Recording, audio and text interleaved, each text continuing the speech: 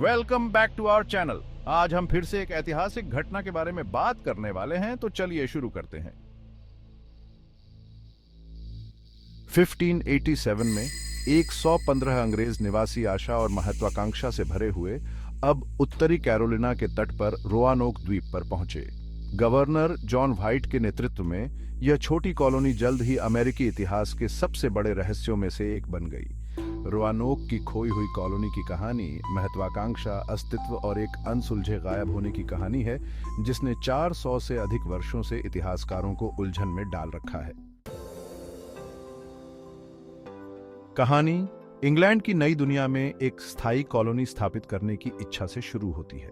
Sir Walter Raleigh, एक अंग्रेज खोजकर्ता और महारानी एलिजाबेथ प्रथम के विश्वास पात्र को उत्तरी अमेरिका में एक अभियान आयोजित करने की अनुमति दी गई थी। 1585 में एक असफल प्रयास के बाद गवर्नर जॉन व्हाइट के नेतृत्व में एक दूसरे समूह ने 1587 में यात्रा शुरू की।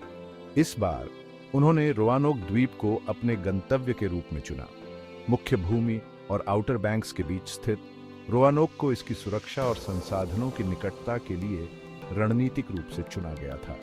बसने वालों, पुरुषों, महिलाओं और बच्चों ने अपने घर बनाए भूमि पर खेती की और स्थानीय मूल अमेरिकी जनजातियों के साथ संबंध स्थापित करने का प्रयास किया, जिसमें क्रोएटोन लोग भी शामिल थे। हालांकि नई दुनिया में जीवन आसान नहीं था। कॉलोनी को शुरू से ही काफी कठिनाइयों का सामना करना पड़ा।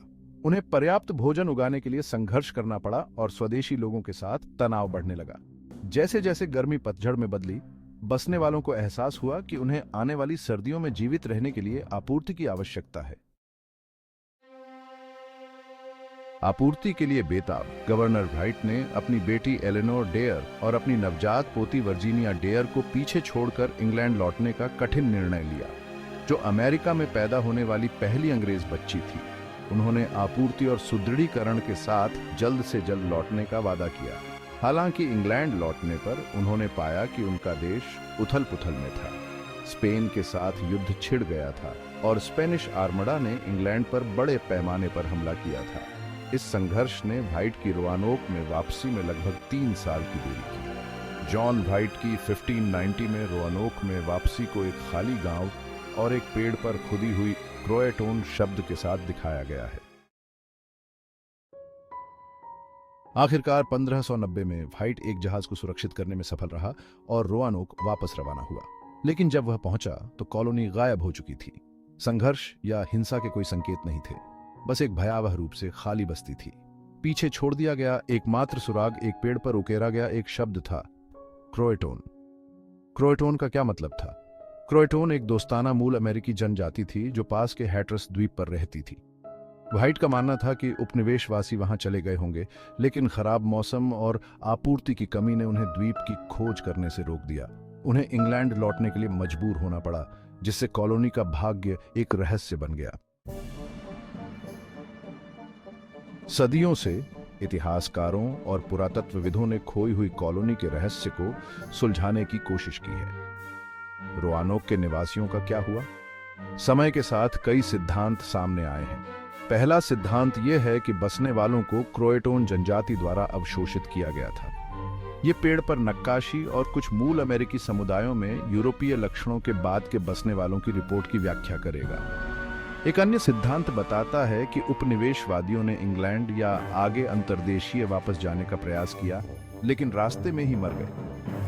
कुछ लोग अनुमान लगाते हैं कि उन्होंने अन्य स्थानीय जनजातियों के साथ घुलने मिलने की कोशिश की होगी, जबकि अन्य का मानना है कि वे बीमारी, भूखमरी या शत्रुतापूर्ण जनजातियों के हमलों से मिट गए। हाल के वर्षों में आधुनिक तकनीक और पुरातत्व ने लॉस्ट कॉलोनी के भाग्य के बारे में नई जानकारी प्रदान की है। 2015 में पुरातत्वविदों ने हैट्रस द्वीप पर यूरोपीय कलाकृतियों को खोजा, जिससे इस सिद्धांत को बल मिला कि बसने वाले लोग क्रोएटोन लोगों के साथ एकीकृत हो सकते हैं। ग्राउंड पेनेट्रेटिंग रडार और डीएनए परीक्षण जैसी उन्नत तकनीकों का भी उपयोग किया गया है, लेकिन निश्चित उत्तर अभी भी मायावी हैं।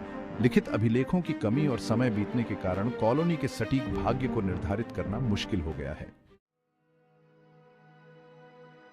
तमाम कोशिशों के बावजूद रोआनोक का रहस्य अभी भी अनसुलझा है।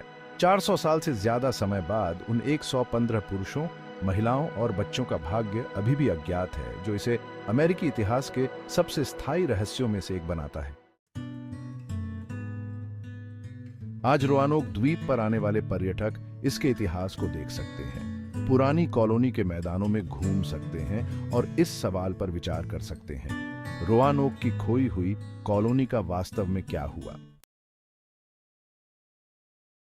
चाहे उपनिवेशवादियों का अंत शांतिपूर्ण रहा हो या दुखद, उनकी कहानी कल्पनाओं को मोहित करती है, हमें उन खतरों और अनिश्चितताओं की याद दिलाती है जिनका सामना उन लोगों ने नई दुनिया में एक नया जीवन बनाने की कोशिश की थी।